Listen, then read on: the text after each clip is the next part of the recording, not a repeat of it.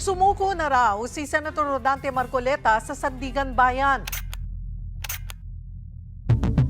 Ako ay hindi magtatago, haharapin ko ang batas, ang asunto, sangayon sa pagkakaintindi ko sa mga batas natin.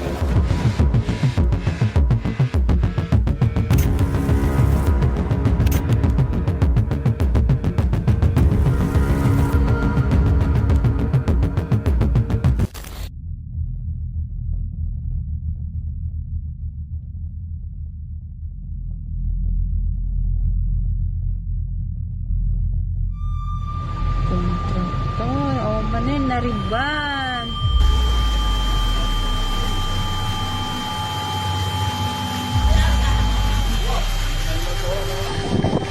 Ay, masibag. Awangan. Naperting. Ito lang talagang flood control na nakakasira. Ay, saksakan naman ang tibay ng pagkagawa nito.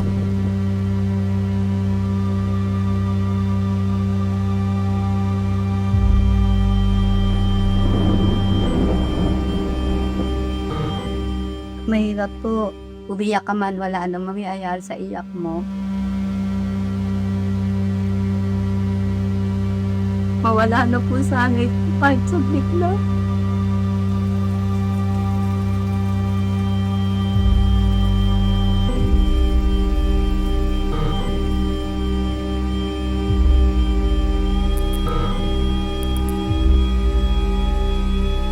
The public have been agitated, disgusted, and tormented by the thought that more than 1 trillion pesos have been openly looted from the National Treasury. Yet to this day, no one has been held accountable except for this small fry. Noong ako ang chairman ng Blue Ribbon Committee, hindi kasi may tatanong sa isang araw lang o sa isang pagdinig ang lahat ng dapat na itanong. Tatagal po ba ito, Secretary? Itong ganito? Hindi siguro, Your Honor. I think this is a failure of the structure in itself. So, dapat wala nang siguro. Tsakin mo. Wala ko ba ang ICI is an independent body? Independent, di ba? Opo. Ba't kinakailangan siyang humingi ng tulong sa mga fiscal ninyo, prosecutors? That is not being independent. Bakit ayaw mong ilitaw si Martin Romualdez? Bakit hindi niya hingin yung affidavit ni Martin Romualdez na sinabmit sa ICI? Large sir, nasa 50 to 70 million ang nilalaman niyan sir pag large. At yung pong halaga na yan ay kay Pangulong Bongbong Marcos at Martin Romualdez na punta lahat. I will not be the fall guy for other people's corruption. I am the one who exposed all of this. Tapos sasabihin, ako daw ang may kagagawan. Eh kung talagang racket ko yun, ba't ko sisirain yung racket ko? Sometimes, you have to bend the law to be able to please the people. Mas mataas po ang taong bayan sa batas. Am I right, Secretary Remulla? Yes, sir.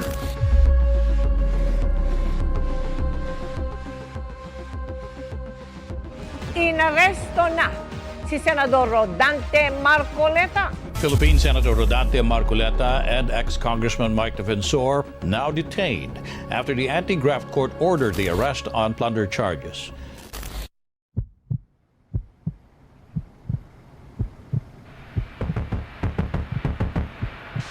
Nagulantang ang Malacanang sa kilos protestang nilunsad ng ating mga kababayan sa EDSA at Diwasang Bonifacio.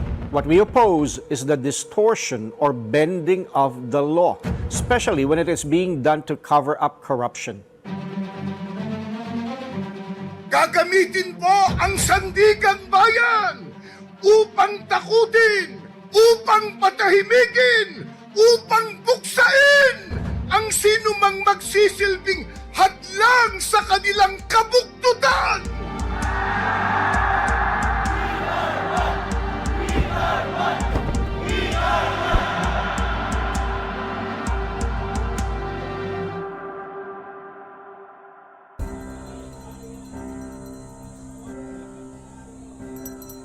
Dito po ako kahit po may kapansanan at di alintana ang klima po o sama ng panahon sapagkat upang maipahayag po ang tunay na katarungan, hindi po ang selective justice. nauna pa nga kasuhan si Senator Marcoleta kaysa kay Romualdez, kay Ko, at sa mga kontratista na binanggit ni Ping Lacson. Bakit? Ano nangyari? Wala namang relasyon yung kaso na isinampa kay Marcoleta sa flood control. Bakit ganun ang nangyayari sa Pilipinas? Napakasakit para yung mga apo ko. Ibig sabihin, eto, yung madadatnan nila, yung pagbagsak ng Pilipinas, at ano na magiging buhay nila. Naghirap ako dito sa Manila para lang itaguyod yung mga ito. And then later on, nanakawin lang ng ilang tao at politiko, di ba? Lumalabas sa lansangan ng mga mamayang Pilipino para ipakita yung galit, yung sama ng loob na yung pera na pinaghirapan ng mga mamayang Pilipino, nilulusay nyo. Kumbaga, yung sumasahod ka pa lang, bababasan ka na ng tax. Nilulusay lang nila. Kumbaga, mahiya naman kayo. Kayo ang mahiya sa mamamayang Pilipino.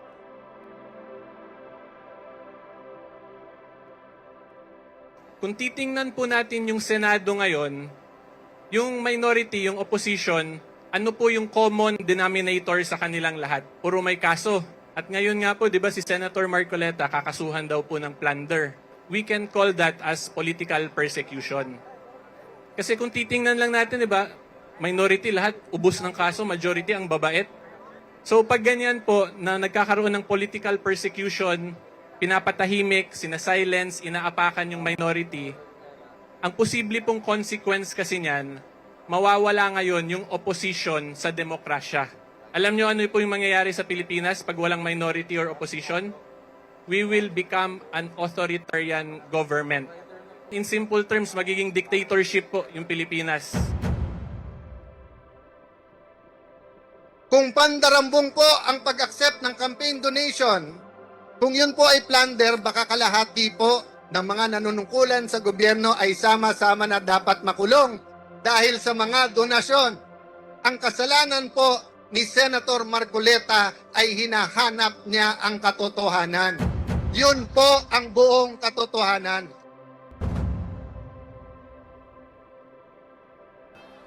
Pakinggan ninyo ang tinig ng bayang inyong inapi. Ngayon ay nagngingit-ngit sa galit. Pakinggan ninyo ang tinig ng mamamayang inyong pinagnakawan. Ang mga bayan ng mamamayan na ito ngayon ay nagpupuyo sa galit, nanghihingi ng katarungan. Ayaw po nilang lumabas ang katotohanan. Ayaw po nilang mapanagot ang mga mastermind. Mga kaibigan at mga mahal na kababayan, tandaan po natin, ang selective justice ay hindi po katarungan. Ang selective justice ay injustice!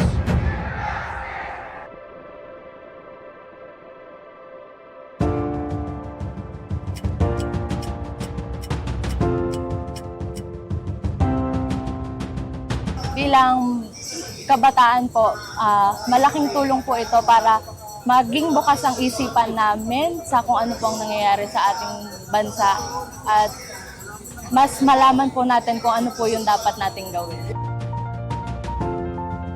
Dito po kami ngayon nagtitipon, hindi para talaga sa amin, hindi rin para sa ilang politiko, para po sa ating bansa, buong bansa po.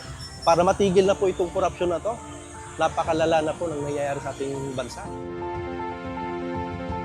Abay, patuloy po kaming makikipagkaisa sa tama na dapat po namang mangyari upang nang sa ganoon ay matigil po ang mga pangungurakot sa ating gobyerno.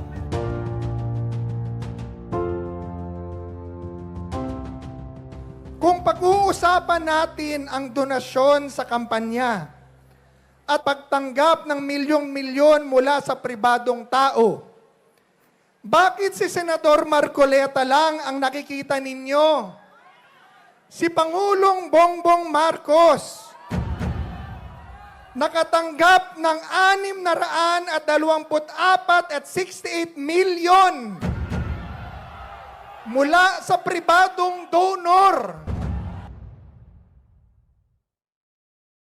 Nakita nyo kung ano ang kamalian at nangyayaring katiwalian sa ating bansa. Ilan na ang witness na lumabas? Ilan na? Pero ni isa, ayaw nilang pakinggan bagkus ito'y kanilang pinapasama at kinukulong. Ito po ang punto at isipin po ninyo. Kung ang isang senador, isang mataas na opisyal ng gobyerno na iniluklok ng maraming Pilipino, ay nagagawa nilang gipitin dahil lang sa siya ay naglalantad ng katiwalian, paano na ang pangkaraniwang taong tulad natin? Paano na ang mga ordinaryong Pilipino na walang kapangyarihan? Paano na ang karaniwang Juan de la Cruz na walang kakayahang ipagtanggol ang sarili laban sa pang-aabuso ng kapangyarihan? Ang isyu po rito ay hindi lamang tungkol kay Senador Rodante Marcoleta. Hindi po. Ang isyung ito ay tungkol po sa mga Pilipino. Tungkol ito sa bawat mamamayang umaasa na ang gobyerno ay tapat at makatarungan.